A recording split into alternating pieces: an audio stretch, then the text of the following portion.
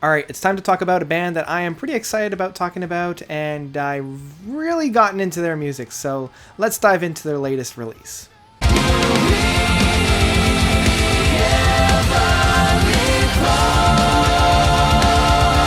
Night Echoes by Hemina, and I think that's how you pronounce it, Hemina. Hemina is a metal progressive rock outfit, or I guess a progressive metal outfit. They originate in Australia. They've put out 4 albums up to this point. They released Synthetic in 2012, Nebula in 2014, Venus in 2016, and actually Venus was the album that I got into this band with. I really liked Venus. I really liked the vocalizations, the interplay between the guitar works and the lyrics. Everything kind of worked really, really well with Venus. And so I was pretty excited for Night Echoes, the release that has been put out this year. And I've been with this album for about a month now. It's been out since August, and every time I listen to it, it's really hard to hold on to some of these tracks. Now, the things that have brought me to Hemina are still present. The great guitar works from Mitch Cole. You have the vocal, guitar work, keyboards, production, and mixing by Douglas Keane. His vocal work is just outstanding. There are so many moments on this album that his vocal works and his singing styles have just really, really made me melt and was very, very special, specifically with the last song of Flicker. The album ends off, and I know I'm going to be talking about the ending of the album first, but the album ends with his lamenting out into the void, essentially. And it's so powerful and so moving that it's hard not to really feel something by the end of the album here.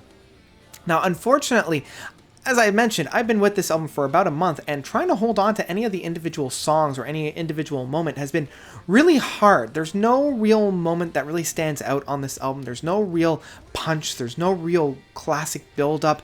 The songs are still fine, but the key word for this album for me at the end of the day is unfortunately forgettable. Like, I do enjoy with the opening track of The Only Way, how it does open up and we have that little get up and go vocalizations and the get up and go singing, like, hey, let's do this, hey, let's do this. So in that sense, kind of like the pumping up the jam is quite nice and really great, but I honestly couldn't tell you any particular moment on this album outside of the last moment and one of the first moments. Everything kind of in between is lost in the shuffle, unfortunately. Like, it still has everything that I really like about Hemina. It's got some really great brutal guitar work that we have with that chugging style, and it also has a number of really, really fun points. Like, the one point as I've been kind of listening to this album that I kind of, like, I had to almost force myself and kind of make notes here, but What's the Catch, the second track off this album, it has some really fun guitar works on this. There's a lot more fun atmosphere, and I mean that in the full sense of the word, in that it is very fun. Feels very much like a happy-go-lucky fun time thing within it. And this is also found within the 7th track of Nostalgia. It does have a little bit of a pickup. It's got a little bit more of a bop to it. And even with the longest track on here, the second last track of In Technicolor, it's about 9.5 minutes long, and I was really expecting it to really do something, like really blow down the doors as they had done within Venus. But even here, there wasn't a whole lot to be found on the track.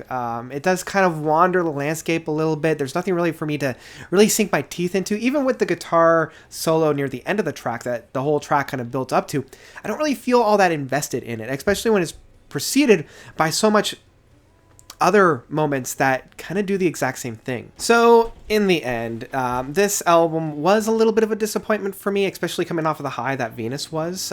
There wasn't anything for me to really stick my teeth into. There wasn't any moment that really, really stood out for me. And during multiple listens to this album, I wasn't really getting anything out of it. The strengths still lie within the musicianship and the technicality of this band. Like, if I were to put this on, I wouldn't necessarily turn it off. Like, there's nothing on this to make me cringe or immediately turn away. It's really good metal background music, but that's kind of the best compliment that I can give it. Yeah, this album at the end of the day is forgettable. It's one that I probably won't be turning back to. That's just for me. Like, I realize that this album probably isn't for me, and that's about it. So, what did you guys think about Night Echoes by Hemina? Let me know of any of your thoughts about this album. If you've listened to it, if you haven't listened to it, give it a spin, and let me know all of your thoughts commenting down below. Thank you guys so much for watching. As always, you guys are definitely the best. And until next time, notes out.